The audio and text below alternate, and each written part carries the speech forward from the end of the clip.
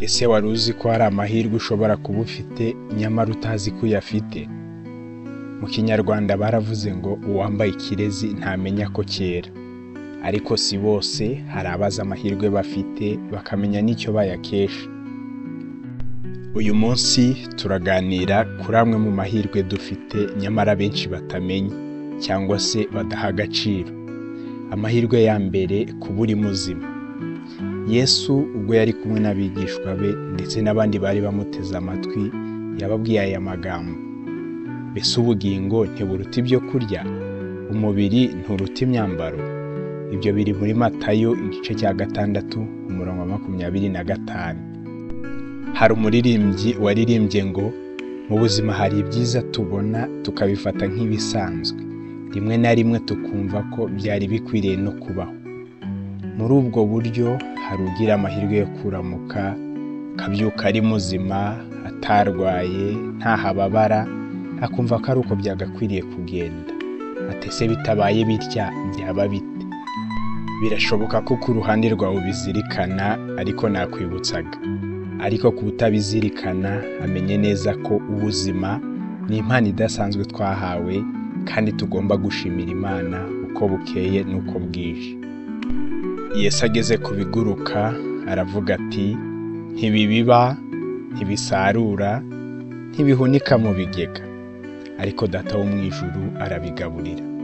Natwe twari dukwiriye gushimira Imana amahirwe y'ubuzima dufite, tukizera ko ibasha no kutubeshaho mu buzima bwacu bwa buri munsi. Hari andi mahirwe bamwe bafite ariko badaha agaciro gakwiriye.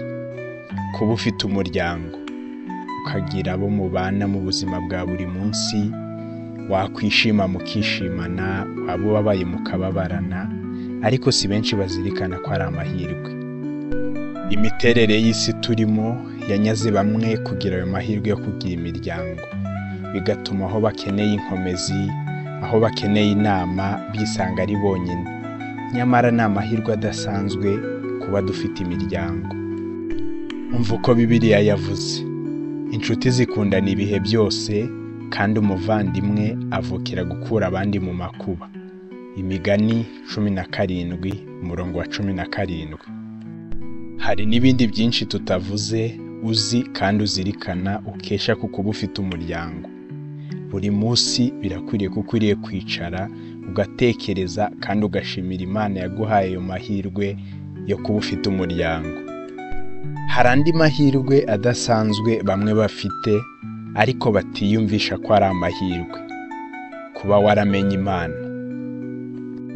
Muri Zaburi ya 46 Dawidi yaravuze ati: Imana niyo buhungiro bwacu n'imbaraga zacu, n'umufasha utabura kuboneka mu byago no mu makuba.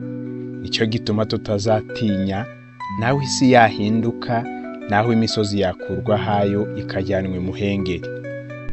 Yesaya nawe ati: ugushikamishije umutima uzamurinda ab'amahoro masa, kuko akwiringiye.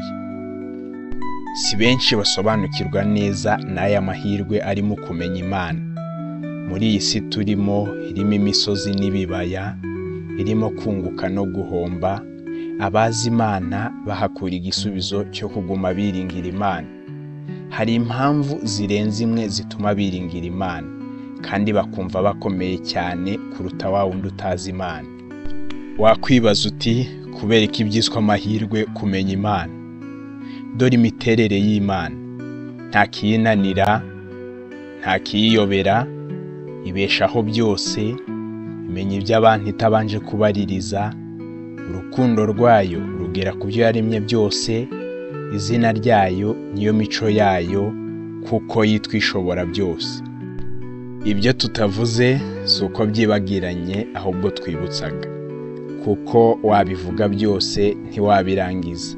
Ahubwo nawe zirikana amahirwe n'imigisha ufite, ubishimire Imana, kandi uvuge nka Dawidi uti: ibyiza byose Uwiteka yangiriye ndabimwitura iki?